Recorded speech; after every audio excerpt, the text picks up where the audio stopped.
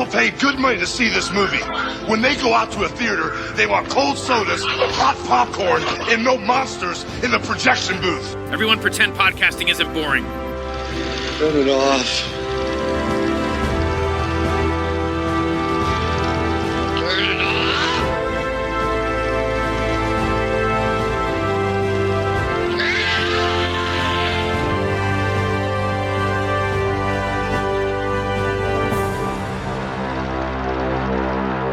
I am about to introduce you to a lady in a frenzy. My God, the tie! The dictionary defines frenzy as a state of wild emotional excitement. I will not quarrel with the dictionary. Actually, the motion picture frenzy is unique in its choice of a murder weapon. The murderer uses neckties to strangle his pretty lady victims. As you might expect, Scotland Yard finds itself tied in knots. The dictionary tells us that it is possible to frenzy a person. We hope to frenzy you in our little exercise in love and strangulation. Oh yes, frenzy is rated R, under 17, not admitted without parents. Welcome to the Projection Booth. I'm your host, Mike White. Joining me is Mr. Ian Cooper. Hi, Mike. I'm positively glutinous with self-approbation. Also joining us is Ms. Rebecca McCallum. What about coming up then? This week, we are discussing one of Alfred Hitchcock's later works and his final British film, Frenzy. The film stars Jon Finch as Richard Blaney and Barry Foster as Robert Rusk. They are a couple of blokes in a swinging London that is plagued by a murderer of women, the Necktie Murderer. We will be spoiling this film as we go ahead, so if you don't want anything ruined, turn off the podcast and come on back after you've seen the movie. We will still be here. Ian, when was the first time you saw Frenzy and what did you think? I saw it on TV in what must have been one of the earliest screenings, the late 70s, and it freaked me out completely. I really enjoyed it, but I think because I'd not seen Straw Dogs or The Devils or any of those kind of films from around the same period, it really, really freaked me out, even though I suspect it had been cut. It had quite an impact on me, but I loved it. And Rebecca, how about yourself? Yeah, I was in my early 20s when I saw this, and I don't know if it's something to do with it being a later entry in the Hitchcock canon, but the older I get, the more I find myself coming back to this film. And like Ian, I remember feeling shocked at the violence and even the vocabulary, the language in this film. There's a crudeness to it that I hadn't really seen in Hitchcock before. And I think as well, there is also, to speak to that difference, but also to speak to a lot of those like signature things that we recognize in Hitchcock, I see here as well, but just with that slight rougher edge.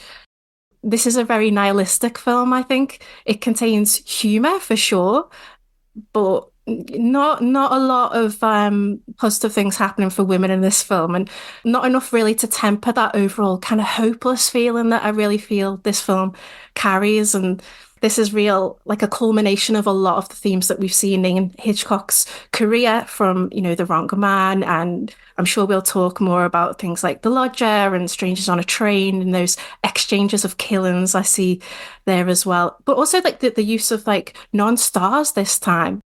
And Hitchcock choosing not to go down that path, and this return to London as well being important to him, not wanting to avoid those cliches, I think. So, and I'm also interested in how this film builds on Hitchcock's interest in audience complicity as well, and those uncomfortable spaces that he likes to put us in. Yeah, I remember renting this on VHS back in... It's probably like 92, 93, somewhere around there. And I had taken some Hitchcock classes. I was in film school at the time, but this was not one that was shown in the Hitchcock canon. You saw Dial M for Murder and North by Northwest, Psycho, of course. Yeah, we watched The Lodger, but this was not something that we were shown. And I was pretty taken aback by it, just to see the level of violence, the nudity that was in here, and not really realizing like, oh, well, this is coming after not just Hitchcock's work, but after, the whole cycle of the Italian giallos and things, where it's like, oh, we're taking these kind of things that Hitchcock gave us and elevating them even more and making them even more outrageous. The thing I remember the most is the potato truck scene, and we'll definitely talk about that. But that was the one that stuck with me the most when I went back to rewatch this for this podcast. Couldn't remember very much at all, but I was very pleased by what I saw and very happy with just some of the things that he was doing with the camera. Of course, this is Hitchcock, and some of the things that he had done before, but was taking to another level in this one. And of course, we'll be discussing that as we go along. One of the things that stood out for me with this viewing was going back and watching the trailer and seeing just how similar the trailer for this one was to Psycho, and the way that he was kind of taking us through all of these different locations and playing upon his own stardom, of course, because, this is Alfred Hitchcock of 1972. Everybody knows what they're getting, quote unquote, with a Hitchcock film at this point. Yeah, and Hitchcock being, 70 plus at this point as well, I think, and just being able to demonstrate his mastery. And I think to your point about the trailer, I think being able to look at that as well and how that feeds into readings of the film, because Hitchcock trailers and his promotional materials are all part of the fabric of his art, aren't they? We can talk about Hitchcock and what this film might mean in his career maybe in a moment, but it opens the trailer with him floating in the river. And it's like this idea of him kind of being, playing at being dead almost, but having a religious connotation as well. And him, speaking to this idea of rivers and like rivers as being like, or what they should be, like cleansing, purifying, sources. But here they're muddy, they're brown, and he does that corruption in Psycho as well.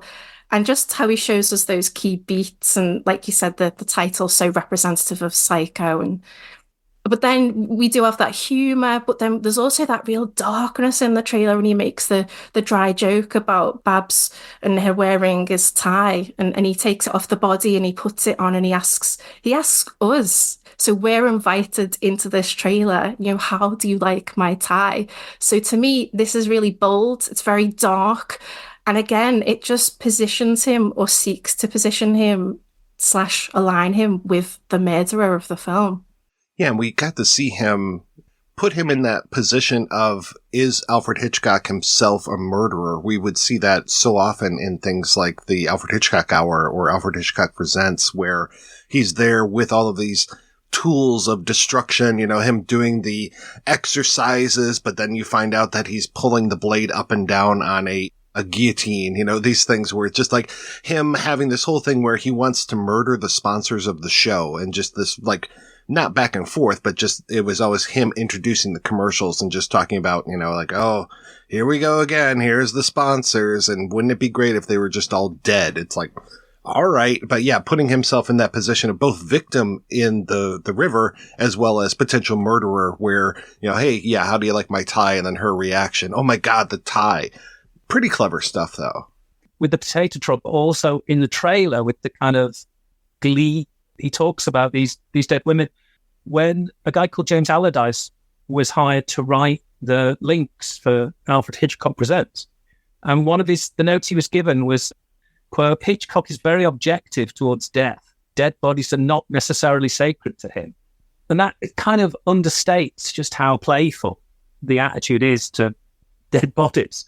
And obviously in the trailer for Frenzy, it's dead female bodies. There's this kind of, glee in corpses. Yeah.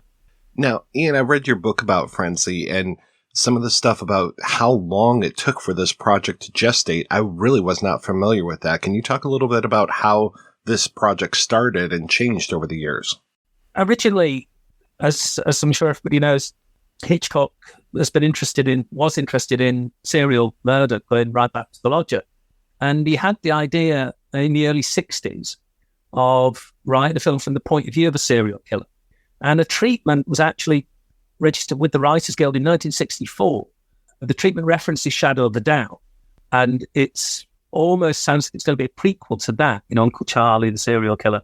And over the years, Hitchcock approached various writers, Robert Bloch, Ben Levy, Howard Fast, who wrote the Spartacus novel, about working on this. And he worked on this idea for a long time, for a film that was going to be called Kaleidoscope Frenzy, which is a notably kind of groovy title. And it would have been very different to anything in the Hitchcock era. it was going to be the story of Willie Cooper, no relation, a gay bodybuilder with a mother fixation, obviously, who murders a woman in Central Park and then becomes involved with this female cop who's trying to investigate the murder. But what would have been really notable about it was Hitchcock was very envious of like Antonioni and Buñuel and all the European directors and the freedom they had.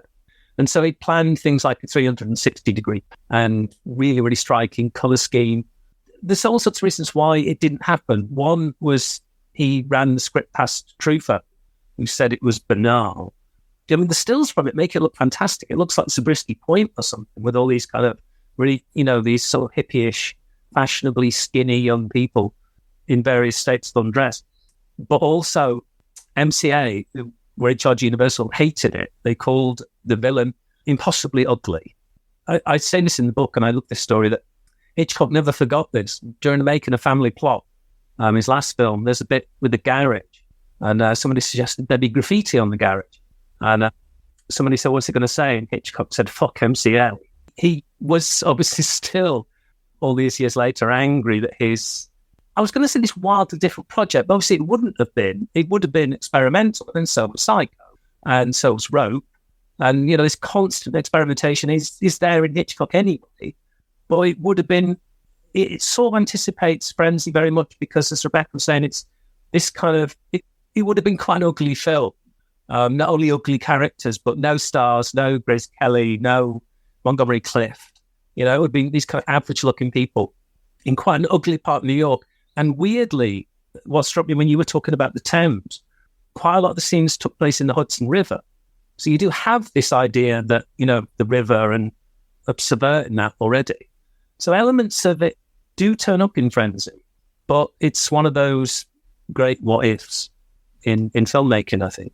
Yeah, even when you bring that up, I'm thinking immediately of the garbage bag killer from Cruising, which is 8 years later, yeah, but it almost, there's, with the gayness and this stuff, it kind of recalls that as well. That's funny. Yeah, and it would have been really frightening. There's a bit where the character of Willie's mother walks in on him masturbating. He was trying to push the envelope in a way that we see again in Frenzy. But also, yeah, that's, Janet Leigh in her underwear in Psycho. There's always this sense of pushing against censorship in Hitchcock. But I think it would have been he would have gone too far too fast for the people financing his films, essentially. The opening credits of this movie, we have a treatment for the title. We have this kind of stripes on the word frenzy, but we don't get that for the rest of the titles. Like when you mentioned Psycho. Psycho's very famous for its opening credits and the way that the words will kind of build and shift in these things. So you have the treatment throughout the entire credit sequence, whereas with Frenzy, it feels like just normal credits until you get to the title, and then it's got that treatment to it. Is there a reason why he wouldn't do that for the entire title sequence, or was that just didn't want to do it? It's funny, until you said that, I hadn't really noticed that. Apart from the title and the black smoke we see in the end of the tracking shot, it's a really playful opening sequence. That hadn't actually occurred to me. That's this jarring note in this otherwise, I mean, it could be the opening to any other swing in London or slightly unswinging London movie. Yeah, I said swinging London, but really, we don't see the nightlife. We don't see the things that would make this swinging London. It is pretty staid overall. First of all, the Ron Goodwin score and this kind of regalness to it. It's very patriotic sounding.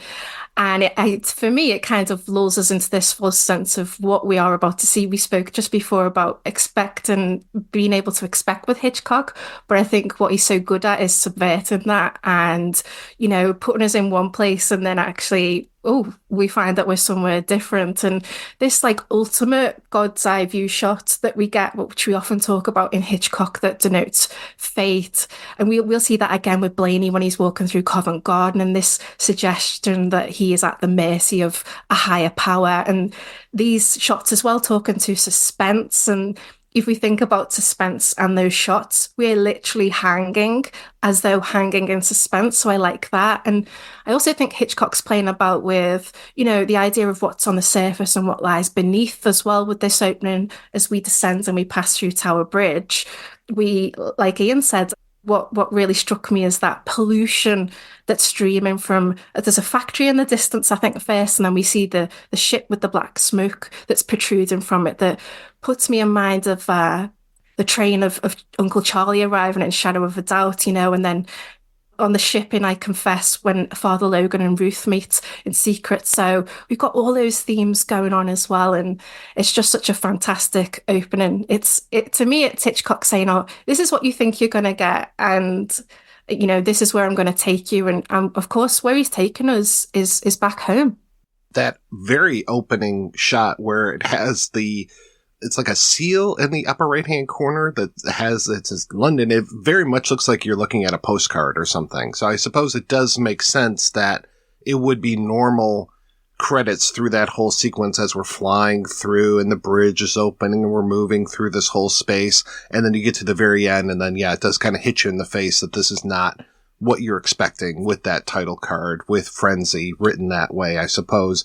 And then that great way that I don't know if we've moved from the helicopter to a crane or something at the end, because we are getting a pretty steady shot of this gentleman who's addressing this crowd and talking about the pollution that we've been bringing up and talking about how, we're going to have clean water and things are going to be better. And, this is 1972. This is right around the time of the first Earth Day, and just the actual environmental movement is starting to kick up, and we're realizing how much we're polluting the rivers. I'm sure you guys didn't see the famous commercial we had in the United States where it was a Native American gentleman crying at all of the pollution that he sees around, right? And then the joke of it is, the river is polluted with a dead body. When we get that shot of the naked dead body in the river with the tie, and then the gentleman who, I believe it's the guy who's giving the speech, is like, is that my club tie? So you immediately start to think about higher versus lower as far as class, and we're going to play with that through this entire film. Hitchcock being a Londoner, I mean, there is this strange thing about the Thames anyway. They do find a body a week in there still. It's quite a well-known sort of suicide spot. And also, I'm not sure that certainly the Arthur Le Byrne novel, Goodbye Piccadilly, Farewell Leicester Square, seems to be quite heavily influenced by the London nude murders, which took place in 64, 65, maybe earlier. The series of serial killings, he was never caught, the nude murderer, but he was dumping bodies in and around the Thames. And I often think watching, they've been largely forgotten now, but I think audiences watching it then, only a few years after, will have had this extra kind of frisson, seeing this. Obviously, the nude murders were about the bodies were naked. It's shocking, and I'm not sure if it might not be more shocking then, with the idea of these murders still fresh in people's minds. I'd like to talk more about representations of female characters as we go along, and I'm sure there'll be plenty of opportunity, but I think it's worth noting at this point that this is the first female victim of the film, and she is anonymous as well, so she's not known to us, she's not given an identity. And I think as much as we can see the humour and the jokes in this scene, there's also an indignity as well to the female body that's just floating in the water naked. There's no consent in death.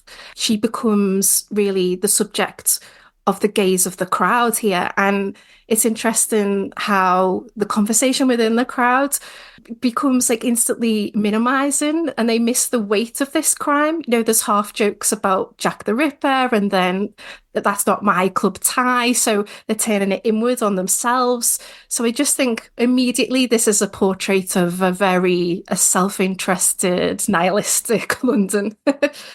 Well, I'm trying to remember, you mentioned The Lodger earlier, and I'm trying to remember Hitchcock's cameo in The Lodger. Wasn't he part of a crowd kind of like this one? Because he's also in this crowd listening to this person speak, though he is not applauding. Of all the people, everyone is applauding around him, but he just seems completely still and almost draws more attention to himself by not participating. I think in The Lodger, Hitchcock's cameo was Ian. The way I remember it is him in the press office, so in the hub of all these communications going out. That's how I remember it, at least. I do remember there's bodies in the river, though, in The Lodger. So there is this sense of coming full circle. But I don't remember the cameo, no. I think people often mistake at the end when the mob are coming for The Lodger. I think there's often talk that, Hitchcock might be one of those people, but I don't know if that's actually being like verified. But to this cameo, yeah, we've got him like, to begin with, he's sort of resting on the wall, looking out pensively. But then in the second shot, which is more interesting to me, he's placed within the crowd. And to me, this is got to be some kinds of commentary on him demonstrating an alliance with his audience, which he was always so conscious of, wasn't he? And it just maybe being a commentary on him as both an insider and an outsider. I should also mention that the music that plays over this helicopter shot, very regal, kind of reminds me of Elgar or, some of these more upstanding composers that we have. And then to find out that this wasn't the original music for this, that Henry Mancini had, didn't he? I think he completed the entire score before he got removed, or did he only do part of it? I don't know. You can see bits of it. You can see the opening with the Mancini score on YouTube, but it is really good. I mean, it's a great score, but it's very much a conventional thriller score, not that sort of the bombastic, because Ron Goodwin had scored the Battle of Britain not long before, and it feels like it's of a piece with that. So yeah, I don't think Mancini was very happy that Hitchcock scrapped. It was basically a Hitchcockian score, and I don't think that's what Hitchcock wanted. Yeah, that famous line of, if I wanted Bernard Herrmann, I would have gotten Bernard Herrmann, though they had split up, 2-3 films before this? And I think Herrmann actually came up with that line. Trying to find out who said it. It seems like it was actually Herrmann who said it. But yeah, we are immediately wrong-footed, going from the tie of the woman who's in the river to cut to Jon Finch putting on a tie. And we are just throughout this entire first act being wrong-footed, being told through all of these visual cues and clues that this is our murderer that we're looking at. And Jon Finch does nothing to dissuade us of that opinion, because he plays this role at 11 throughout the entire movie. He is just over the top when it comes to anger. And, there's one moment in a few minutes where he's going to be at lunch and he crushes a glass in his hand and cuts his hand. It's just like, this guy is way over the top. And I really like Jon Finch, and I kind of admire what he's doing with this, but at the same time, it's like, okay, even watching this with my wife again the other day, she's just like, there's no way this guy's the killer. And I'm like, yeah, exactly. It's like, she's like, he's laying it on way too thick. I'm like, yes, I completely agree with you. He's so unpleasant. And it's funny because when you compare it to his performance in Polanski's Macbeth, his Macbeth is much more sympathetic, even though he kills multiple people, than he is in Frenzy. He's so horrible. And I think in, there's a bit of that in Psycho, that Norman is very sympathetic and Sam Loomis isn't. But it's like he's playing with that, but to the degree that he's just awful. And it does make you wonder why these seemingly, appealing women would have anything to do with it. I mean, the way he reacts later on with the Hetty and Johnny characters, he's just so unpleasant in every way that he's directed to be like that. I know him and Hitchcock didn't really get on, but it's every time I see it, I saw it again a couple of days ago, I'm always amazed at that, that it's, how did he direct him? Be more horrible, be more unpleasant. Yeah, if you had told me that Finch was drunk through this entire performance, I would have believed you, but I don't think he was. We should also talk real quick, just take a little pit stop here as far as the names in this movie, because it almost feels like we are reading a Marvel comic book here with some of these names. We've got Robert Rusk, Brenda Blaney, Felix Forsyth, they all have these alliterative names, and then have Richard Blaney and Robert Rusk as our two main male characters. I was just losing my shit as I was going through and writing my notes and just like, wait, is this Richard or is this Robert? And I'm like, I know he wants us to confuse these names, though they do use the nicknames for these folks very often. It's much more Dickie and Bob rather than Richard and Robert. But man, oh man, it was tough for me to keep these guys straight in my notes. It's actually worse in the book, because in the book his name's Blaney with an M, and his nickname is Blameworthy. So it's like, Ham was trying to push the wrong man thing. And Bob Rusk's character's nickname is the Biscuit. I don't know if that translates at all, because Rusks were a popular kid snack. So he is annoying, but the book, it's much worse. I mean, Blaney. And he only eats red herrings for lunch, right? Yeah, he's so intense in this, and everything is being handed to us as far as like, oh, it's this guy. He's fired almost immediately. He works at a bar and he's pinching the booze, and Felix's boss is not very happy about that. Then we do have Anna Massey in here, and I always love seeing her show up in things. At one point, she's talking, I believe, about Felix, and she says he's always fingering me. I have a notion of what that means, but does that mean something else in Britain? It can do. I think there's definitely a double meaning. Often, it would mean, certainly when I was a kid, it did mean you were touching, but obviously it had yeah. Apparently Hitchcock liked the bit in Psycho where somebody talks about Norman stuffing birds, because obviously that has a double meaning in Britain. So I'm not sure if it wasn't that kind of, I don't know what Rebecca thinks about that.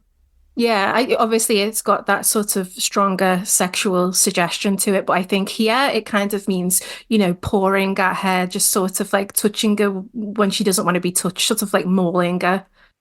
All right, that makes a lot more sense because, I just had the one meaning in mind. I was like, you can't be saying that because you would be filing for assault, even in 1972 at this point. So I was curious what you guys thought about the presence of Anna Massey, because, of course, when I see her, the first thing I think of is Peeping Tom. But again, she had credits way beyond that, but that's the thing I'm most familiar with her.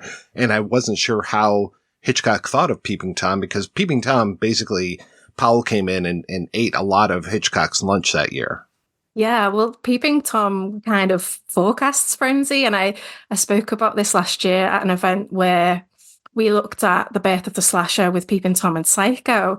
And obviously we've got the streets of London, the griminess, the serial killer. This is a time for sleaziness, seediness in general in cinema. As Ian's already said, Straw Dogs, but things like Clockwork Orange, Witchfinder General. But Anna Massey as Babs, she's street smart. She gives as good as she gets. She is really engaging and interesting and memorable. She reads Blaney pretty well, I think. She questions him later about some of his actions, and she's right to do that. But she also believes and trusts that he's innocent as well, and she's right to do that as well. She has the measure of foresight as well, I think, which is quite correct. But unfortunately, she just slightly misreads Rusk, which we'll talk about later, I'm sure. Yeah, she apparently auditioned for the role of the Monica Barlick secretary. That was a really smart decision on his part, because I know that Helen Mirren was talked about for the Babs part, but Anna Massey's perfect. I mean, apart from, as we were saying before, it's slightly unconvincing because she is such a smart character that she put up with this ghastly Blaney.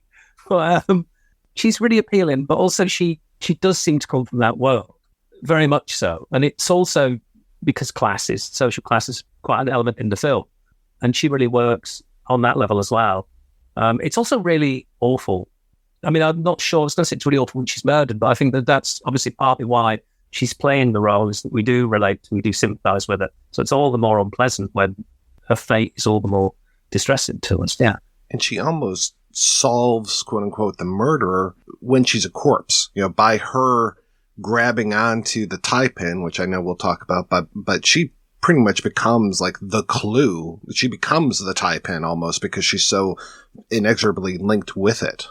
So you have to break her frickin' fingers to get it out. That's something.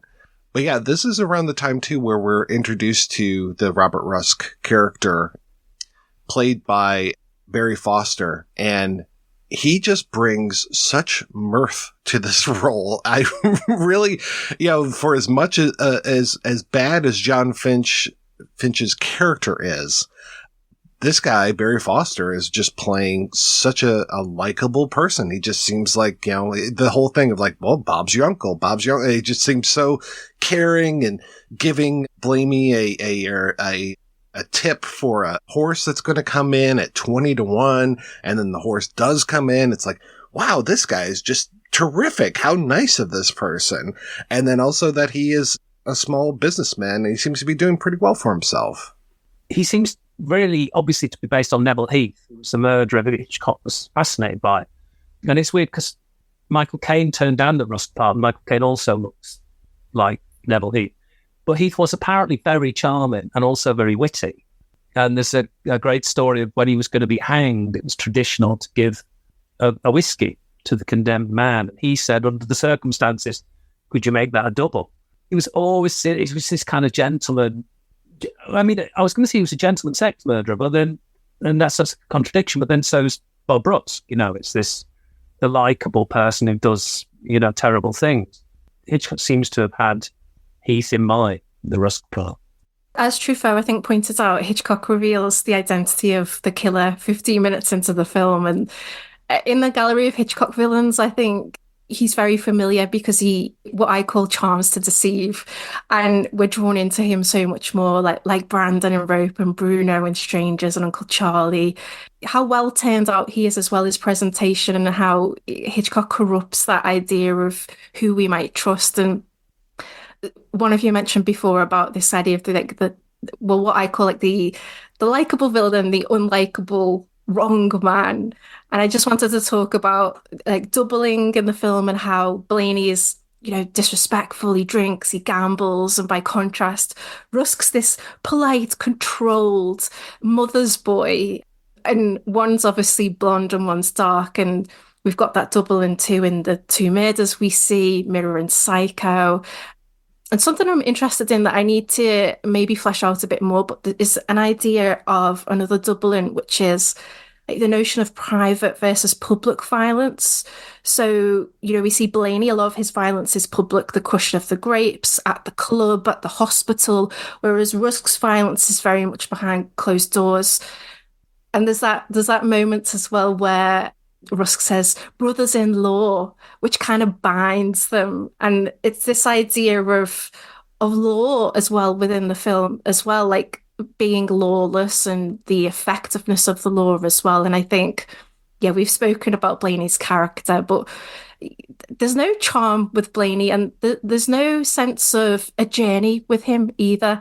For me, it's Hitchcock's wrong men. I think by the end of a film, you get a sense that they've learned something. There's been an arc there somewhere. For me, I think there's this kind of sense of entitlement with Blaney, this idea that the world is against me a little, He also treats women like shit. I mean, that's what's significant, that what we see at Rusk when he's not killing people, he's actually, he's nice, he's warm, he's helpful.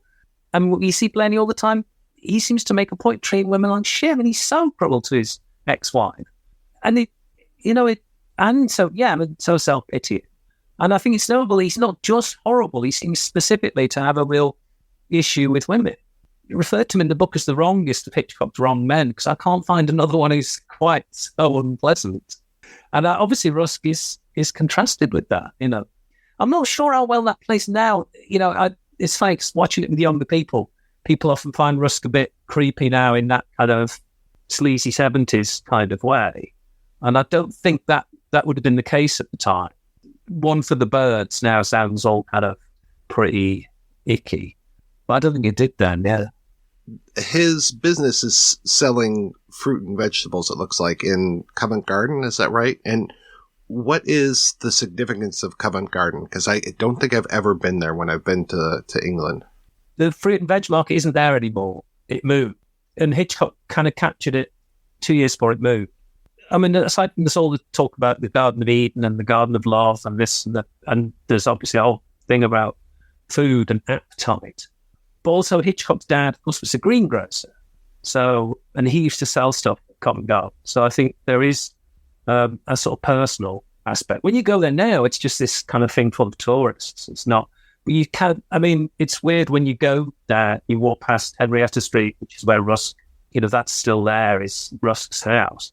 I think it's a personal, the film is shot through with all these autobiographical things for Hitchcock.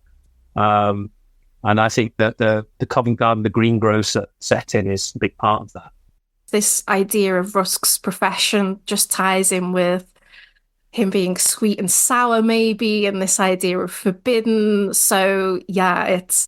And again, Covent Garden, it's a a return to Hitchcock. And Hitchcock actually, now I'm thinking of it, there's a few films with markets in, like The Man Who Knew Too Much, I think, the 56 one.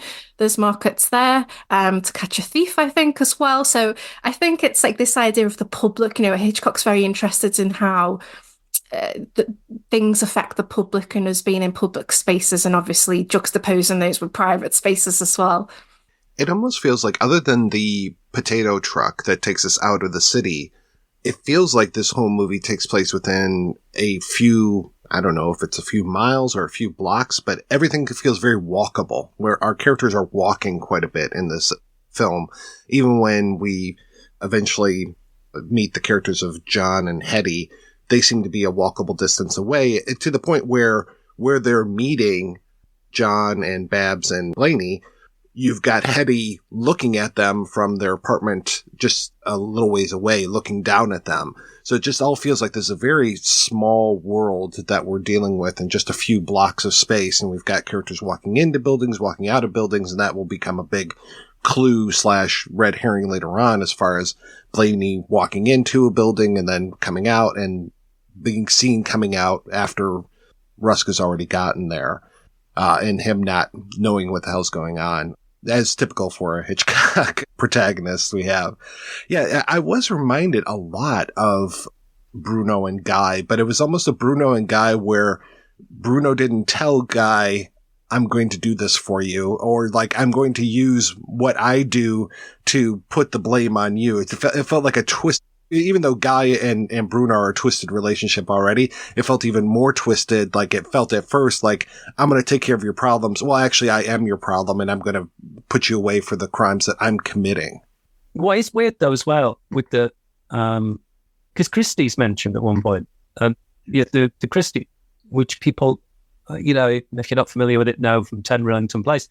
And what is weird, obviously, there's quite a lot of it. Christie turns up a lot in the film, sort of in spirit, as well as being name-checked. But of course, there was a wrong man in the Christie case. That man was hanged for Christie's crimes. So there is actually, it's funny, I thought a lot about the real-life murders that influenced the film, and it hadn't struck me until quite recently that, the Christie, it took place in London, the Christie murders, but also, there was a wrong man, and he did, it's not known how much Christie set up Timothy Evans, but then you have the Rusk character doing the same. He actually ends up setting up. So you do have, I think you're right. It's this, I was going to say an even more malign Bruno. Bruno's pretty malign anyway. So. Yeah, the mention of Christie is from these two guys at a bar that are just like, oh, hey, yeah, this is great. Having these murders in town, this is really putting us on the map again, and we'll get all kinds of tourists from it. And I'm like, these are the most cynical SOBs I've ever heard. Well, Oliver Stone did that, though. When he was in, there was a series of murders a few years ago of sex workers, and Oliver Stone came up to present an award at the BAFTAs and said, oh, it's so great to be back in England. There's fog and there's rigged whores. It's not 1972 anymore. You can't say that kind of thing. It's weird when you teach the film or when you show it to students, the dialogue is often more shocking than a lot of the incidents, the sort of casual misogyny in the way people speak, Yeah, I like how that mention of Christie creates a bridge. I see that as Hitchcock just creating this bridge between the cinematic world and the real world, which I'm sure would be very hard hitting. And those two men in the pub who are like these sort of Shakespearean commentators, they make mention of social misfits, and it makes me think about how Bob fits into society so well and Blaney doesn't. He is that misfit. And to speak to like the notion of tourism, Tanya Modleski writes about the contempt for tourism, or what we might equate with cinema as being tourism as well. It's just coming back to that idea of us as tourists coming to the cinema and thinking, oh, this is Hitchcock, this is what we can expect, and finding out that it's something very different. Yeah, and we find out soon that the horse that was being talked about won by a mile, and that's also around the time that Bob's walking down the street and Dickie's up in the window and he's just like, have you met my mom? And he, like, this woman just pops her head out. Something about that is so funny to me. And then every time we go back to his apartment, I keep thinking, well, where's his mom? Isn't his mom there? Like, does she live with him or did she just stop by? I guess she just stopped by, but it was like, look at what a lad I am. The photograph is, we later see it on the mantelpiece, and I love that idea of, again, the facade of the respectable. It's this notion of, I've got my mother's picture on the mantelpiece. How could I be a serial killer? And yeah, you mentioned the food and the grapes, the way that Dickie gives Bob these grapes and everything, and it's just like, oh, okay. Or did I say that right? The names. That Bob gives Dickie these grapes, and then when he gets upset, he just throws them down on the ground and crushes them. But yeah, we've got food through this whole movie. I mean, of course, having our criminal work in this food market, but also, we'll talk about the cop and his wife later on. Oh my God, that whole relationship is all about food, and it's just wild. Those scenes are probably some of my favorite ones, but yeah, just that he couldn't take that hint, couldn't go out and make that bet. I don't know if it was that he didn't have enough money, didn't have enough time, but he definitely didn't take that bet that a little birdie, again, I'm not sure if that's obviously it's not a real bird, but I don't know what his source is or if it was another reference to a woman, because I know that y'all call women birds over there quite a bit. And so you wonder, what was his source? How does he know that of all the horses in this movie, this one who hasn't won is going to come in first place by a mile, he says. And just on the back of that, I wanted to mention about this motif that I've identified with regards to luck and fortune in the film. We repeatedly hear characters make mention of, Rusk tells Blaney he can make a fortune on placing this bet. Blaney will later remark of how he's had filthy luck. Babs will say, oh, that was lucky. And then there's things like lucky to be alive. Some people have all the luck. It really made me think about, well, is this coincidence and happenstance? And the more I thought about it, and particularly about Blaney and this sense of entitlement, I wondered about invitations around him using the idea of luck and fortune as excuses, really, and aiming this aggression and tension at Brenda. Because here's someone who's his ex-wife, here's someone who's created something herself, crucially in their separation, so without him, and she succeeded at it, whereas he is struggling. And I think he's really someone who, when there's nothing else to grasp onto, he's unwilling to take accountability, so he turns to luck and blames luck and fortune.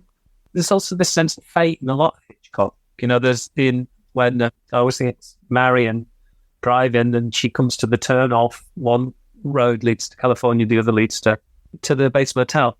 And there seems to be quite a lot of that, that fate itself plays a hand and something kind of malign about it. That, things can go wrong and, it's disaster is so near, death and disaster.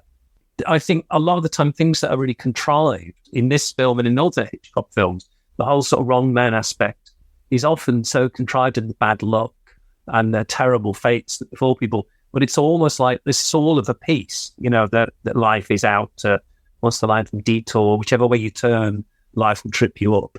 Like, I just happened to be at the United Nations and this guy gets stabbed across the room, but I go to help him and I pull out the knife, and that's just when the photographer comes and takes a picture. Of all the dumb luck. Come on. You mentioned Brenda Bailey, and yeah, we're introduced to her here, and we're not really aware, at least I'm not aware when I'm watching this, that Richard has been married, and we get to meet her, and then we get to hear a little bit of the backstory, and we get more of the backstory of their marriage throughout this film, eventually finding out that they wanted a quick divorce, so they agreed that he would put down, or she would put down in the reasonings, that he was just really abusive to her, so he was able to get that quick divorce. And then, yeah, Brenda, like you said, she's built something out of nothing. She's built this whole dating service, friendship service that she has. And we're introduced to these two characters, this very small man and taller woman. And it just feels, this whole thing just feels so Hitchcockian for me, as far as like the way that, like, oh, well, we're just mad about beekeeping and like, let's go back to my place. And the way that she's brushing his shoulder, like, oh, you need something for your dandruff. And I wrote in my notes, this guy's just doomed. He's going to be henpecked for the rest of his life. And I think he's there for it. I think this is what he's been looking for this whole time, is somebody to be that henpecker and to just, put him in his place, it feels. Doomed is the same word that I've got. Yeah. And I wanted to talk about this Blaney agency of love and marriage and how it becomes a site of both love, sex, death, all taking place and converging in that same location, and how really relationships in this film as a whole, romantic relationships, that is, are presented in a very doomed way. I mean, marriage is full of conflict. Look at Hetty and Johnny. I mean, I can't see their time in Paris being filled with romance. Divorce makes people unhappy. Brenda and Blaney, I mean, arguably Brenda's happy, but certainly not Blaney. Trying to start a new relationship's also blighted. Babs and Blaney, their relationship doesn't come to a good end. And even this couple at the Marriage Bureau, it's an actual bleak portrayal of love and understanding between the sexes. When they're leaving and she says, oh, my husband would clean from like 5 a.m. till 9 a.m. every day. This is this guy's future, and it's not looking good. Yeah, I think that it's like you say, I mean, the fundamental incompatibility of men and women seems to go through this whole thing. And the only relationship that seems even quite nice is the Oxfords, and we give it to assume that's a celibate relationship. So it is this idea really, it's very, very dark view. It reminded me of what so much was the war between men and women. It's interesting that isn't there in the novel, that the Hetty and Johnny character they're quite warm. They stick with Blaney all the way through. So it's a deliberate strategy. And that obviously isn't there in the novel, the bit with the Australian woman and the little man. Yeah, it just seems to be this unbelievably pessimistic. Even without the murders, you've got such a bleak view of sexual relationships. It's so grim, yeah. And I mean, I guess at a push, then Rusk and his crimes are just an extension of this. You've got all this misogyny, this casual kind of misogyny. You've got the equation of women's dead bodies with waste in the beginning. And in that kind of world where you can't have a healthy relationship, I guess Rusk is the end product of that. Yeah, and this idea as well of like love being manufactured and the idea of making money out of love as well. Blaney says if you can't make love, sell it. And it's that idea for me of love as a business, as something transactional, and how if that's the backdrop to this world, well, of course, all we're going to get is love that's very inharmonious. This is also where we get introduced to her secretary, Monica, played by Jean Marsh. And Monica, it's an interesting role, especially later on when she's asked to give a description of the man that she saw, and she gives this amazing police description of Richard. Miss Barling, could you describe Mr. Blaney for us? What he looked like, what he was wearing, and so on? Well, yes, I think I can. He was a man in his 30s, about an inch or so under 6 foot tall. He had dark hair, green eyes, and a moustache. I estimate his weight at about 155 pounds. He was wearing a rather old-fashioned jacket with leather patches on the shoulders and at the elbows. In my opinion, it was quite unsuitable for London. He was also carrying a raincoat. That's an extraordinarily precise description, Miss Barling. In my job, I've learned to keep a sharp eye on men, Inspector. Also, we have this whole thing of what she hears versus what she sees, and we'll definitely be talking about audio as we go through this, especially later on in the court sequence, but the court as well as the courtyard, the moment I was talking about earlier with Johnny and Hetty, and you get their dialogue is silent for her and it's silent for us as the viewers. It so reminds me of going back to North by Northwest, the whole scene on the tarmac with the noise of the planes, where you've got Leo G. Carroll explaining things to Cary Grant and vice versa, and everything is completely blocked out by the sound of aircraft. So it's like we're able to catch up on he's able to catch up on the story, though we don't have to hear it all again because we've already seen it. We don't need to know all of this stuff, as opposed to in this movie where you have the Inspector Oxford and his wife, and he explains the entire movie to her, at least as far as his perspective goes. And I'm just like, okay, I haven't seen this before. Normally Hitchcock would just blank this out, but it's almost like for the people in the back, this is what's going on, just in case you weren't aware of what's happening. But I am jumping ahead a little bit because we do have the whole thing, like I said, at the restaurant where it is Brenda and Richard having this lunch, and she sneaks some money to him. He doesn't understand that, doesn't know about it until later on when he's almost pickpocketed at a Salvation Army place. And that great shot of him walking out of the restaurant and walking almost right into the camera, and the way we go out of focus as a transition to the next scene. That was interesting because there's no chance shots in a Hitchcock film, right? So I'm just like, okay, that was a choice. I'm not sure why you did that, but that was an interesting choice to do that. You had the difficult relationship with Finch, and it does look like that wasn't blocked, but it does look quite effective, so he kept it here. Because it's funny, there's a similar shot in Cape Fear, which is obviously deliberate, where De Niro nearly walks into the camp. So I wasn't sure if that, didn't inspire that. Just one thing about the secretary, the Monica Barling character. We've talked before about how everybody's kind of a bit dowdy in the film. It's a really ugly view of London. And I think it's weird that she's so beautiful, Jean Marsh. And it's like, on some level, obviously Hitchcock wanted to, well, not ugly her up, but, make her kind of more dowdy. So she becomes this parody of the busybody secretary with these enormous glasses. And her character is just bizarre, and her performance is fantastic. It really... every time I want to know more of her character. I have a theory that he's trying to ugly people up anyway. I mean, Finch, who's a good-looking guy, look, with that ridiculous jacket, that patched jacket that he wears, she's obviously fulfills an important task in the film. But, I mean, she's fantastic. I just want more of her in the film every time she's on screen. Oh, yeah. The whole use of the glasses for the busybody women. I mean, Patricia Hitchcock in Strangers on a Train with those incredibly thick glasses that she has.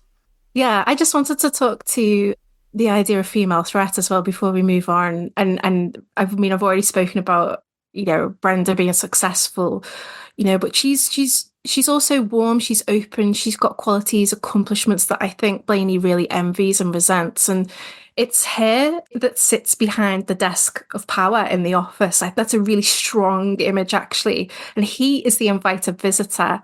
She has a club.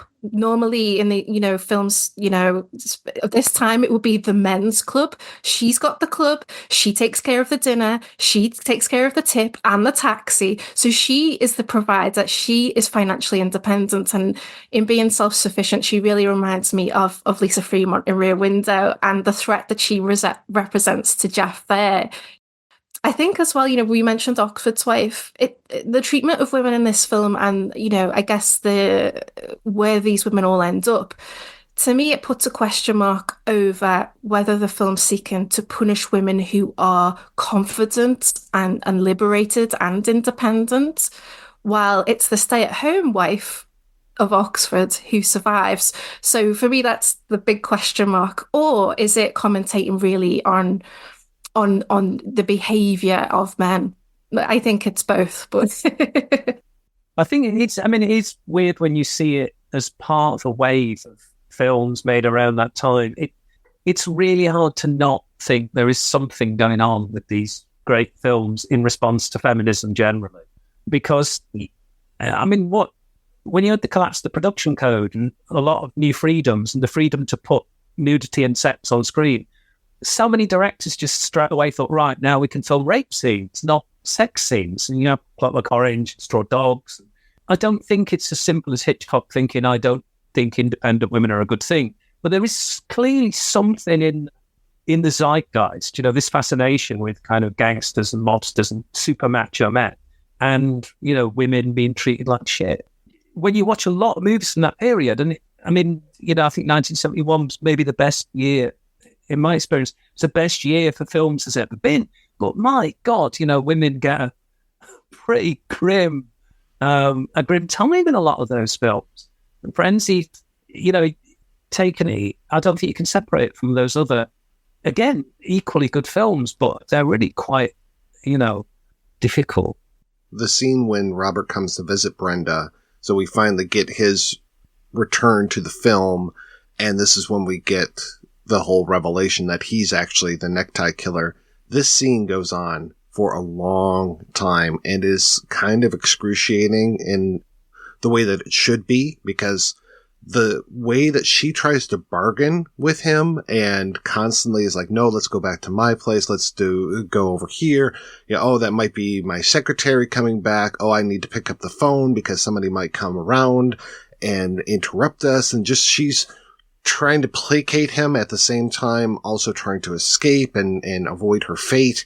And it just keeps closing in and closing in and closing in. And it's just, it's a really excruciating scene. This murder, we've never, usually we've seen people being played with, but generally I'm trying to think of in Hitchcock films, have we seen a scene like this where somebody's going to die and it's not quicker than this, because it just goes on for a while. And plus, like we said, there's the rape, because it's the rape and then the murder. Though it doesn't sound like it was always that way when it came to the real case. It sounds like it was more the murder and then possibly the rape. Yeah, it's funny because I was reading before this, because I'm not sure in the book. I mean, I don't know what Rebecca thinks, but it seems like the rape, it's an attempted rape and a murder. And I think it's deliberately kind of befuddled. But I found this quote from Hitchcock talking about Christie, where he said he was a man inspired by his impotence to murder 8 women. And this idea that, and Oxford says that later on, don't mistake rape for potency. And so you have this sense of, when women, you're all the same and all this. But I think it's deliberately sort of fudged as to what actually happens, whether that's for reasons of, sounds weird to say, decorum and a scene so awful. But what I think is notable as well is the cross and her praying, and the idea that that's just not going to do any good. It's like the whole Rebecca mentioned nihilism. It's this idea that nothing you do will help you, and nobody will come to rescue you, not even God. So it's a very bleak affair. This to me seems like a replay of a scene with Blaney, which is interesting. And although there's the similarities, like the sense of entitlement, the aggression and their behaviours, there's also a difference as well. Rusk violates right from the beginning in his behaviours. He comes in uninvited. He also violates through going through the filing cabinets as well. Like, that is a violation of privacy of women. And, in terms of the details, the personal information, what happens to Brenda is horrific, but the way we see her think through Rusk's build to the attack, everything that you just mentioned there, Mike, the boundaries she tries to set, I think she does a really good job of trying to keep things on track and just trying every possible way that she can. She's proven to be quite smart, resourceful, she's very alert, but to use your word, Mike, she just cannot bargain with him. And I think he makes this comment about, but I like you. And I think he likes her because she is a conquest. She's a struggle. And I think the moment of her giving into that struggle is a really complex one. And I wonder, is this an act of defiance in some way? Because she knows it's the struggle that turns him on. It is a very protracted scene and it is inevitable where it's going. And I don't read this as it's not a climax for Rusk. He grows really angry, and it reminds me of Rope, actually, where it's that point of strangulation that seems to be the orgasmic moment. But what's really macabre is the way that she's left. It's so undignified, and it makes such a mockery out of the image as well, like with her tongue hanging out. It's this really twisted, macabre, comedic sourness to it. It's a very, you just don't know where to put your emotions with this image. It puts you in conflict, I think. And I liked your point that you made, Ian, and I read your book, and you made a wonderful point about the violation of Rusk putting his hand into her purse and that being like an echo of what's happened to her. And that made me think of Tony Wenderson dialing for murder, and how he goes not just into a purse but into a bag that's within a purse, and how that's another example of that. And to put this rape in an environment that's supposed to represent friendship, love, marriage. And again, later we'll go to the Cupid room, and that'll become a place of hostility as well that people need to escape from. It leaves such a nasty taste. It really does.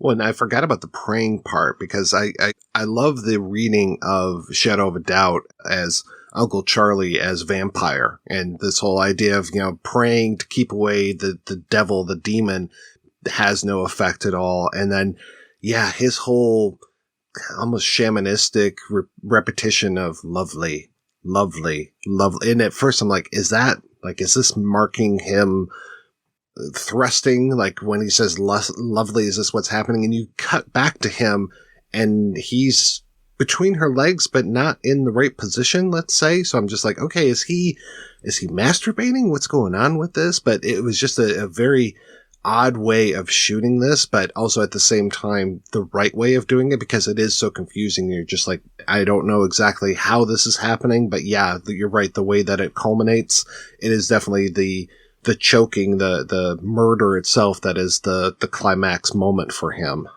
All of the ways these women are left in the film, it's very undignified always. It's the way the face is positioned, whether it's the eyes, the tongue. It's very nasty and it's very dehumanizing. Well, and you've got him afterwards going through her lunch and taking her lunch, taking that apple. So again, kind of this Snake and Eden type of imagery that we have, and the way that he was picking on her for not having a very proper lunch, I thought was interesting. Again, going back to the whole food theme of this movie. And then you've got him leaving, going out, and then you've got Monica coming back in. Eventually, I should say that Blaney comes in, goes up, can't get into the office, so then he leaves, and that's when Monica sees him leaving. She goes up into the office, and you wait for a long time before she finally screams. You know that scream is coming, but it just takes a lot longer than you think it would. And then I think it was Ian in your book where you pointed out that the people passing by, the two women passing by, they just kind of like look up and then keep on walking. There's no like, oh, we have to go help this person. It is very much like, no, this happens. What we were talking about, this notion of this is just a world where love is doomed to fail and terrible things happen to people unless those people are women. I mean, the fact that it's women as well is significant. So we would read it different if it was two men who just walk on. Yeah, they just pause for a minute and then it's like, well, nothing to see here. Richard gets back with Babs. They have this whole thing of, getting my things, and that's when we meet.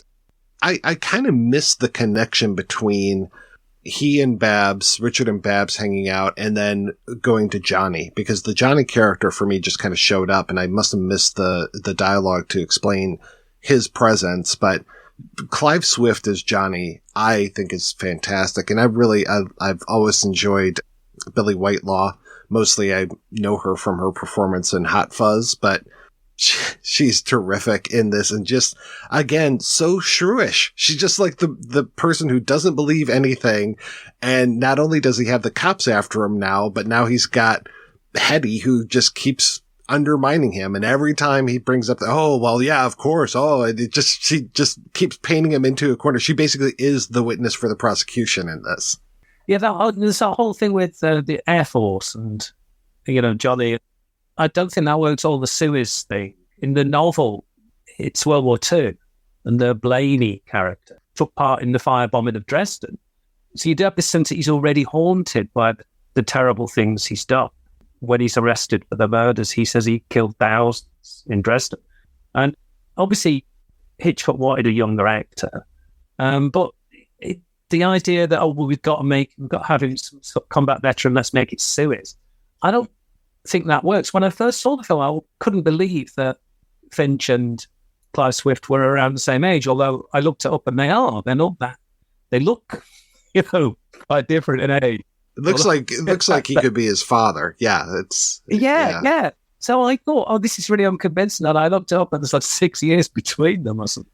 I mean, I said this before in the novel, they're really nice. I mean, there's a bit when Blaney's awaiting trial where Hetty brings him lobster and champagne. So it's a deliberate decision to make her so unpleasant and so judgmental, and it fits in with the whole world of the film. And also, they mentioned going to Paris. In the film, he does go to Paris. Blaney goes to Paris and then comes back. The screenplay is so much better than the novel in almost every way. You really see how Chafford did such a good job on what is basically a bit of pulp. So all these things that slowed the narrative down, like trips to Paris and the really lengthy trial scene, they've all got to the strength of the film. To spend as much time as we do with the potato truck, that's where this movie shines. Trips to Paris, I don't think so. And we get I kind of skipped over this whole thing at the hotel. Like, eventually Richard does find out that he was secreted this money by his wife, his ex-wife. And I was like, oh, okay, great. He can, I don't know, rent a room or do this or do that. But instead he goes and gets Babs. And then it's like, hey, let's go to a love motel and have some sex, and I'll get my suit pressed and everything. Again, reminding me a lot of North by Northwest with this whole thing with the suit and all that. What's a man going to do for 20 minutes without his pants, right? That whole thing. Or 2 hours, I think it is. I wasn't giving Cary Grant enough credit there. End of credit, yeah. That's really his undoing, is this whole thing of, giving that jacket, and like I said, the way that the secretary describes everything about him so clearly, and especially talking about that jacket with the patches on the arms. And they're talking about it like, he must be pretty poor to have patches on his arms. It's like they're not familiar with that whole fashion style. Like, this is every professor that I've ever had has jackets with the patches on the arms. But I was curious, you mentioned in the notes, Ian, that there was a scene that was cut here as far as the clothes. You see stills from it sometimes that there was an instance of a woman runs out of Rusk's apartment, sort of semi-naked, just carrying a blouse. Rusk comes after her. A passing copper stops and says, "What's going on?" And Rusk says, "Oh, the bloody little fool. She ran off the minute I started taking off my tie." And the copper says, "Oh, you really need to start wearing turtlenecks." And there's this kind of laugh. And it works in terms of, ha, blokes together having a laugh when we know he really is this murderer. But I think maybe the reason it went is then if he'd have killed somebody or even attacked somebody while Blaney was in the hotel, Blaney would have an alibi. But I don't know, I can't find out. Margaret Nolan was the actress who turns from quite a lot of things in the early 70s. I'm not quite sure why it went, except maybe for time reasons, because it is quite a long film anyway. But yeah, that scene would have gone there before they wake up in the Coburg room, Coburg Hotel. Yeah, I'd love when he eventually does meet up with Johnny and Hetty starts asking, "Oh, how's Brenda?" He's like, "Oh, well, that's right. They were divorced on the grounds of extreme cruelty." That's what it was. Yeah, then she just is like, "Oh yeah, no, I read the paper, you idiot."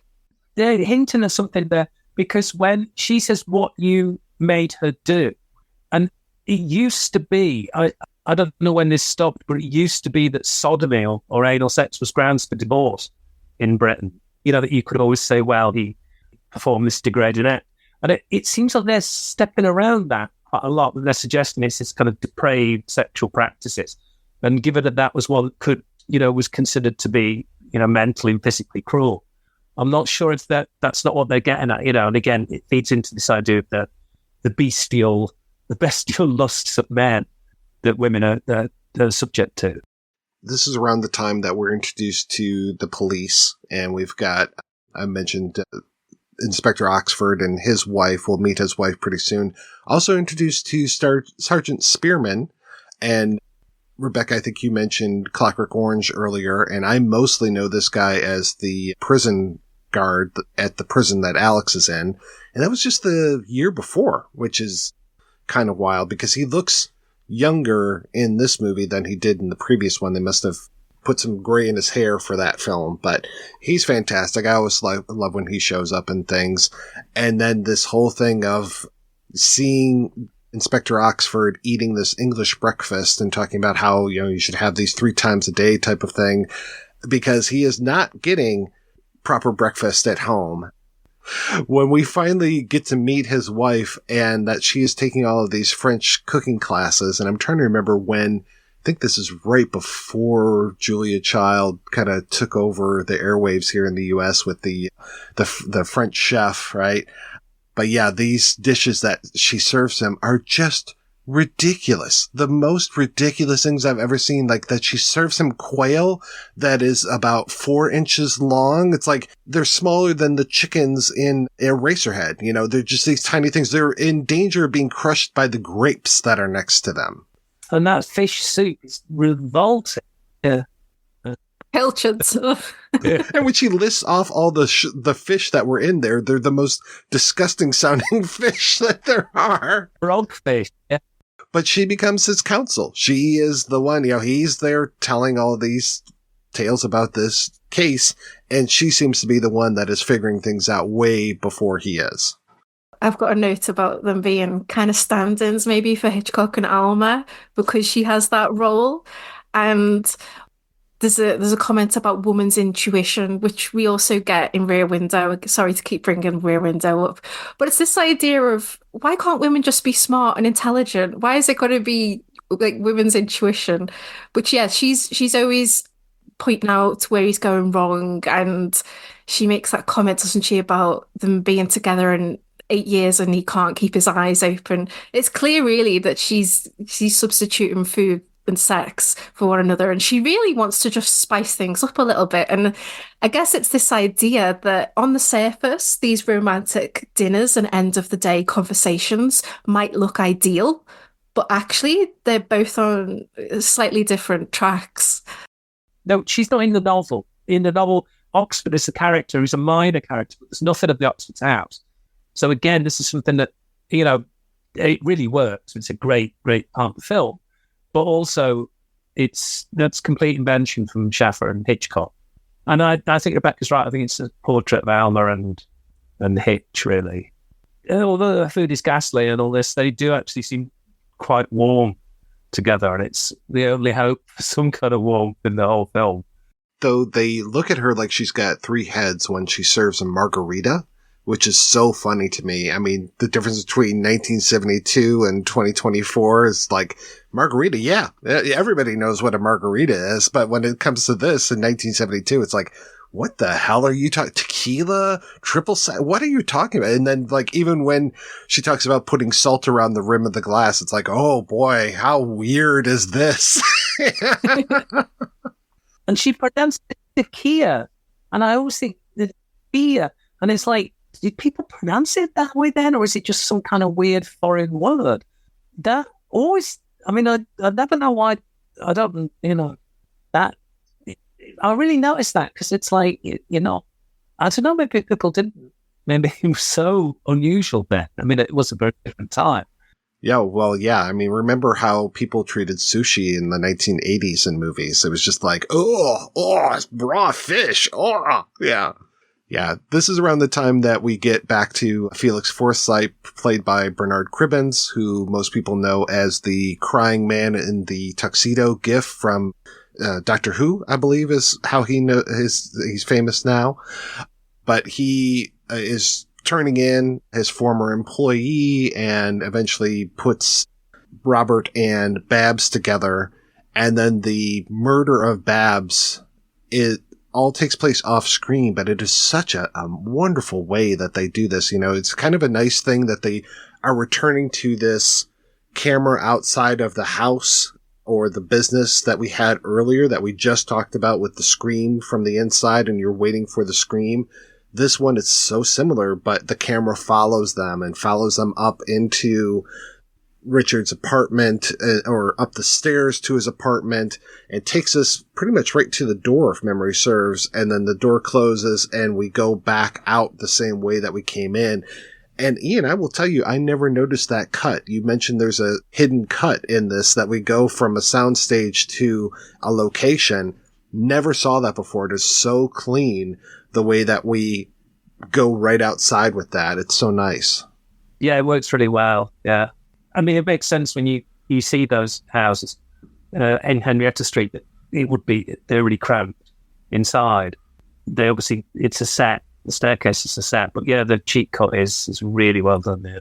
And that's what sets us up with the whole potato truck thing, that he's trying to get rid of the body. And that's the whole problem through so much of this is once you murder somebody, what do you do with the body? And the way that he doesn't dispose of the body of Brenda is what, sinks Finch's character.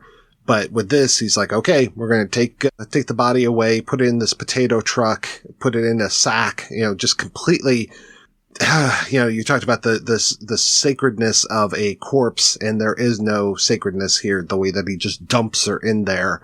And when he goes back and realizes that he doesn't have his tie pin, it's funny, I just rewatched Blood Simple 2 days ago, and it was so similar to the moment of M. Emmett Walsh when he realizes that he doesn't have his lighter with his name on it.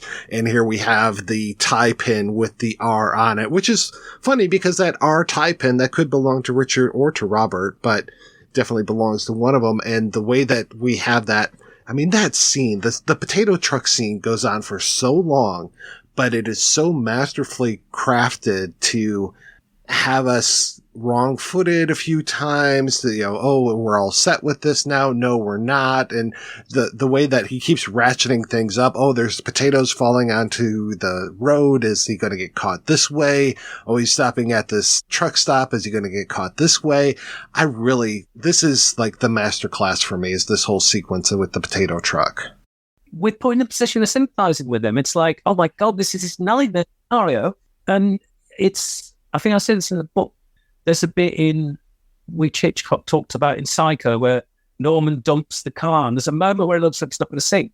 And Hitchcock, the people thought, oh no, oh. And so you're forced into kind of empathizing with this person who's hiding the body. And it's weird because it is grotesque and it's funny and it is really quite distressing. But also it's like, there's a part of me that's thinking, this is, how much worse can it get? He sneezes and then the potatoes fall out. And it is a really, really bizarre scene because it makes us feel so many different things. And it's so well done. It's like he doesn't want to try and top the murder, so we don't see the murder of Babs. It's model of restraint. And then he gives us this really grotesque situation with the potato truck. Yeah. Yeah, I love these moments when something goes wrong for a Hitchcock villain, which invariably it does. When they think they've executed the perfect murder, like Tony again in Dial for Murder with his watch not being wound correctly. And here it's the pin, interestingly too. In both cases, yeah, I agree with you, Ian. We are in this space of like conflict of empathy, and both men are in contained settings. That contained setting of him being in the van really adds to the suspense and just that reflection of his psychological state of mind. I think as well, it's the combination of the humor, the empathy, but this idea of some kind of revenge being enacted upon Rusk as well from the female corpse. It holding the pin as well and holding it so tight. It's threatening power. That's how I see it. It's power that's unfortunately come too late, but it's power that she manages to exercise over him, if only for a short time. And she can screw with him, but there's nothing that he can do now to hurt or harm her, but she can still screw with him. And I like that. And I think this is really the first sign where we see a slippage of Rusk's power. So the way that those are combined, I think, is nice. I was surprised, though, that we do get to see a shot of Babs outside of the truck and outside of the bag that she's in. You mentioned the trailer earlier and the whole thing with Hitchcock with the leg in the potato sack and things. And here we kind of have that, but I was just so surprised that they went and showed what her face looks like. I really thought that we were going to avoid that because it really, you're talking about how she finally has a little bit of power, but that just humiliates her. Her humiliates the corpse, and it's really tough to see that especially because we liked Babs so much. It's really distressing. I mean, I'm not sure how we're supposed to take, we talked about that, Brenda with the tongue sticking out. There's always a part of me that thinks Hitchcock is partly degrading her. Also, I think it's supposed to be so funny, but it's just awful when we see Babs. It's a really shocking moment. Yeah. I don't know when Robert has decided that he's pinning all of this stuff onto Richard, because the way that he leaves the ex-wife, he doesn't know what has occurred when it comes to Robert coming in to see her and slapping the furniture. So it sounds like he's hitting her and just all of these things. He doesn't know any of that stuff, but he leaves the corpse there, leaves his friend in the lurch, makes it look like he's the murderer, though again, it could have been anybody. And then now killing Babs, it's, he doesn't know where Richard's at, doesn't know if he's got an alibi or anything. But when they meet back up again, then it's like, oh my gosh, I will take care of you. Don't worry about this. Here, give me your bag. I'll walk this over to my place. You can stay there. And as he's walking with the bag, or probably more likely once he gets to his place, and he has to get there fast and first. So he has Richard do this whole circuitous route to get to the place because he doesn't want him there right away, really. Then when the cops just suddenly show up and all of those clothes, Babs's clothes, were stuffed into that suitcase that Richard owned. So it's, open and shut case. And then you have the whole trial sequence, which again, I was glad, Ian, in your book, when you're talking about how they shorten that up, it sounds a lot smarter. And again, we've seen all of these things. We know all of the reasons. We've even gotten a lot of stuff from Hetty where she's like, oh, well, they're going to say this and they're going to say this. And, she is like I said, the witness for the prosecution. She's laying out all of the things that the cops are going to accuse him of.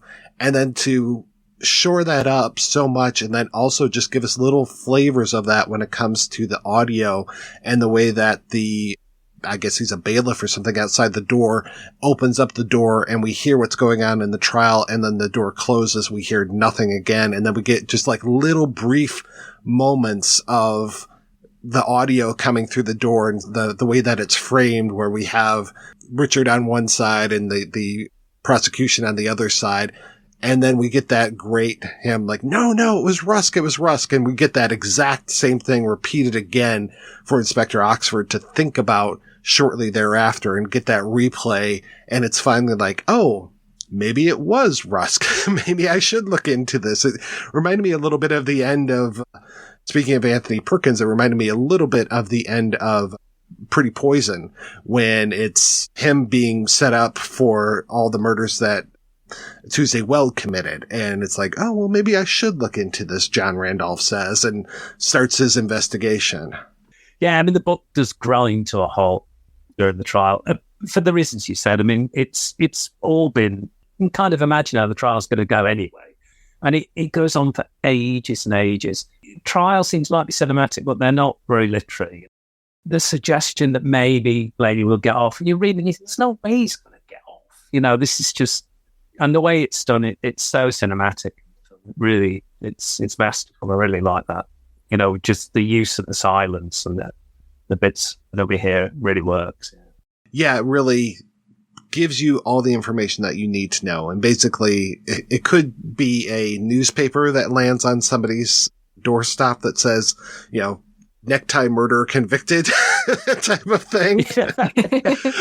But thank goodness we don't do that. And then we get to move from our protagonist to our new protagonist, who is Inspector Oxford, and the way that he is now having to solve this and getting counsel from his wife over the pig's feet.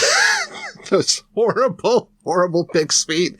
And her talking about what was in the hand and how I think she says not a cross, I think. And then he has to bring up that religious and sexual mania are closely linked. And it's another one of those nice things where Hitchcock just slams the church. It's kind of, oh, okay, that's good. Yeah, I always appreciate that.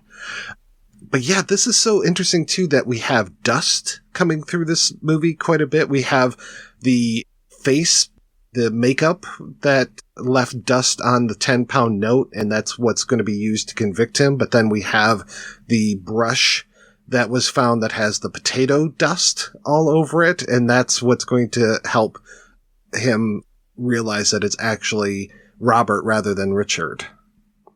I wonder how much of this came from Schaffer, because Schaffer was kind of quite obsessed with crime. And the bit when Russ takes the apple after he's killed Brenda, obviously there's a thematic thing, but also because they could match teeth then, dental marks. The apples, I always wonder if, and the same with the potato dust. I wonder how much this is from, because Schaffer wrote quite a lot about murder, and it seems so modern, the potato dust being this big clue in this pretty melodramatic story. And it really bombs along as well. It really picks up the pace. You know, when he said we just wait for Spearman to turn up, it really picks up pace then, yeah. Yeah, because you do have it's pretty rote, the whole thing of Richard faking and falling downstairs and being taken to a hospital, and you're just like, okay, he's going to escape and try to clear his name and try to put it all back onto Rusk and all this, and you're like, okay, that's pretty typical. And then you get the moment at the end when he goes up to who he thinks is Rusk sleeping, and he hits him with this tire iron several times, only to pull back the sheet, and there's another murdered woman with the tire on her neck. Again, to your point from earlier, Rebecca, anonymous woman. We have no idea who this woman is. She is as known as that corpse that was in the river, but here she is, and suddenly, like all corpses in movies, she becomes a problem. And you think for a brief second that now looks like he's come back out of prison to murder again. But that's also the moment that the inspector shows up, and you're just like, oh, for God's sakes. But then thank goodness you hear this thudding off screen, and everybody's just like, what the hell is this? What is this thudding noise? And so when the door opens and Robert comes in with this huge trunk, thank goodness that they all realize what he's doing with that trunk. And when the trunk falls and thuds there finally and the credits roll, you don't need any more than that. You know everything's going to be okay, but we have lost some very great female characters throughout these proceedings that had to die in order to put this person away. But at the end of the day, Rob's going to go to jail and maybe even be executed for murder, but freaking Richard's still going to be a dick. I don't think he's going to be redeemed. I think he's still an asshole after this. So he's just going to go out there and continue to be that angry young man until he becomes an angry old man. Yes. With a string of more failed businesses behind him. Yes. Yeah. And more disappointed women. Yeah. It's a very nice way of ending this, and it does feel very similar to things that we've talked about, like with Rope, where you just finally have to open that trunk before you can, put things to bed in this. And you have those moments in at the end of Hitchcock films where you realize that things are going to be okay, but things are never exactly okay. Your main character might not be thrown into jail for the rest of his life. He might have a happy ending. He and Eva Marie Saint might go off into the distance. But, like things like Marion Crane's sister, and maybe she hooks up with Marion's former boyfriend. But you don't know. You don't know what's going to happen with these characters. And the end of the book is actually more disturbing, because he goes there and he hits the body and he takes the sheet off, and it's Monica Barling's secretary who's dead with a stocking around her neck. And Rusk is gone. And so it has this very kind of, this really haunting ending. This is the only thing I think that the book does really, really well, is the ending, because it's such a sort of shocking ending. But there's none of this sort of ironic happy ending you get in Hitchcock. Oddly enough, it feels more like the end of the 70s movie, the book, than the one we get. But I agree. I think it works really well, especially with Mr. Rusk, you're not wearing your tie. It's the understatement, and I like that they give the last line Fox, but I think he's a great performance and a great character. Yeah, and poor Oxford, he's going to go back home, and the next night he's going to have, duckling with cherry sauce, which actually sounds kind of good, but you know what it's going to look like. Yeah, it is going to look terrible. It's probably going to be, a pinch of duck, and like the cherries will be all around it. Yeah. No, you're right. It's not going to be good. All right, we're going to take a break and play a preview for next week's show right after these brief messages. Welcome to the future. The whole world is gasping for water, begging for mercy, and dying for freedom. No man can survive in this kind of world. Ah, wait a minute. Ah, thing's too heavy. But one girl can. Bet your mind's bigger than yours.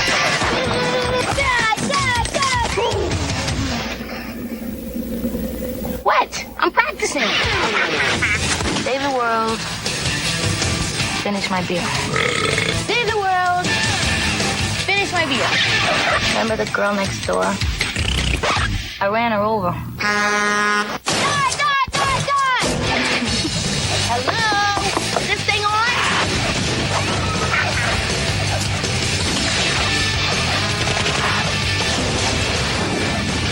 Tank Girl. Fabulous. A word of advice.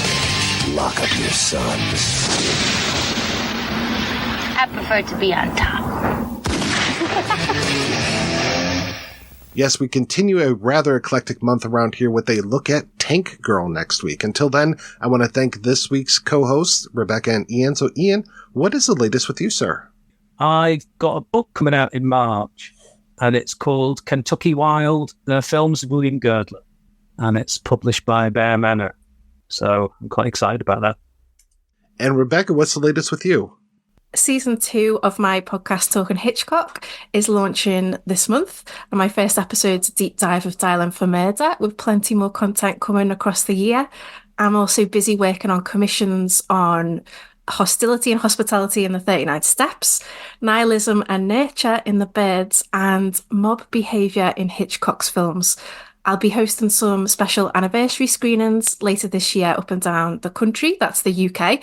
So to keep up to date with that, the best way is to find me on socials at Pendle Pumpkin, and you can follow Talking Hitchcock at Hitch_pod. Well, thank you so much, folks, for being on the show. Thanks to everybody for listening. If you want to hear more of me shooting off my mouth, check out some of the other shows that I work on. They are all available at weirdingwaymedia.com. Thanks especially to our Patreon community. If you want to join the community, visit patreon.com/projection booth. Every donation we get helps the projection booth take over the world.